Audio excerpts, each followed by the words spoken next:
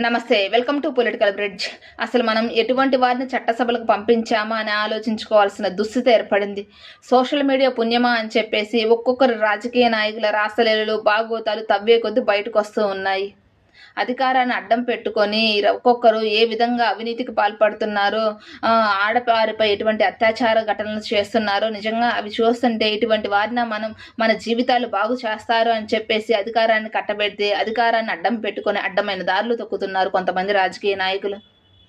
జగన్మోహన్ రెడ్డి గారు ముఖ్యమంత్రిగా ఉన్న సమయంలో కూడా ఇలాంటి ఇన్సిడెంట్స్ చాలా జరిగాయి. అంబటి రాంబాబు గారు కానివ్వండి, పృథ్వీరాజు, ఎమ్మెల్సీ అనంతబాబుగా గోరంట్ల మాధవ్ గారు, వీళ్ళందరి వీడియోలు ఎంత వైరల్గా మారాయో చూసాం కదా. కనీసం జగన్మోహన్ రెడ్డి గారు వాళ్ళ మీద ఎటువంటి యాక్షన్ తీసుకోలేదు, ఎంక్వైరీ చేయించలేదు, పార్టీ నుంచి సస్పెండ్ కూడా చేయించలేదు. అట్లీస్ట్ ఇప్పుడు కూటమి ప్రభుత్వం అధికారంలోకి వచ్చిన తర్వాత కొంతమంది కొంతమంది కాదు, ఒకరిద్దరు ఎమ్మెల్యేలు ఇట్లాంటి తప్పుడు ఆరోపణలు ఎదుర్కొన్న వారు తక్షణమే పార్టీ నుంచి సస్పెండ్ చేస్తున్నారు. చంద్రబాబు నాయుడు గారు కానివ్వండి. ఇప్పుడు ఈ జనసేన ఎమ్మెల్యే ఎవరైతే ఉన్నారో అరవ శ్రీధర్ గారి రాసలీలలు ఒకసారిగా సోషల్ మీడియాలో వైరల్గా మారాయి.